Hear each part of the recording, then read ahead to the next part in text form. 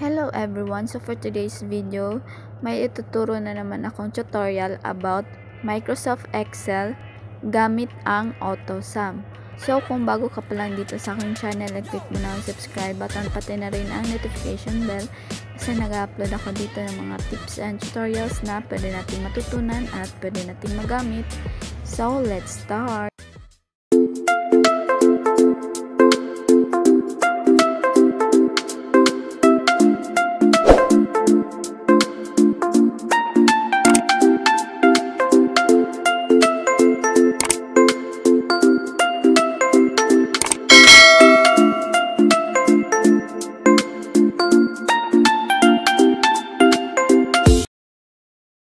So, ang AutoSum, pwede nating ma-access dito sa Formula tab. Hanapin lang natin itong Function Gallery at hanapin lang natin itong AutoSum. So, ito. Or kung nasa Home ka naman, makikita ang AutoSum dito sa may Editing ribbon. So, nasa taas yung AutoSum. So, ito. So, ang symbol ng AutoSum ay para siyang letter E. So, ito. So, itong AutoSum, meron pa itong maraming function. Meron itong sum, average, count numbers, at iba pa. So, meron akong table dito. So, susubukan natin kuhain ang total nitong table na ito. So, ito ay grades or grading period. So, instead of average, ilalagay natin yung total. So, dito, pwede na tayong direct na pumili kung anong function ang gusto mo or yung gagamitin mo.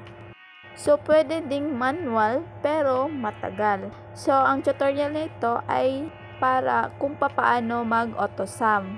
So, kapag naka-AutoSum, i-click lang natin itong AutoSum at direkta masiselect na yung mga cell na gusto mong i-AutoSum.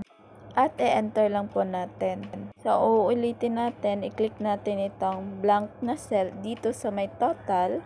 So, hindi na po tayo magta-type dito ng formula kasi si AutoSum na ang magko-compute or maglalagay ng formula. So, kung babasahin natin yung formula na ginawa ni AutoSum, equals sum, open parentheses, at yung range ng B4 hanggang E4.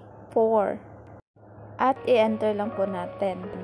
So, pag ganito, i-X lang natin. Ang una niyang i-total ay sa taas bago yung horizontal na number. So, ang una niyang ito-total ay yung naka-vertical. So, kanina kasi wala pa siyang ka-partner. So, pwede naman natin itong palitan. I-click lang natin yung gusto nating i-total and drag to the right. And then, i-enter mo lang.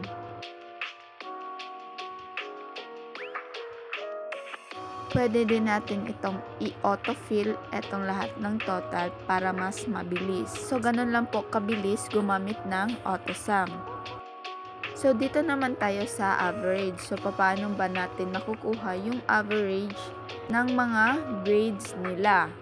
So, i-delete lang muna natin itong total. So, papalitan lang natin itong total sa average. So, pwede natin itong i-select lahat ng table at i-click natin itong average.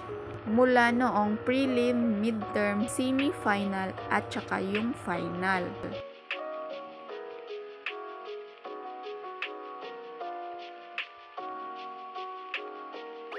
So, ganun lang po kadali kung paano gamitin ang AutoSum.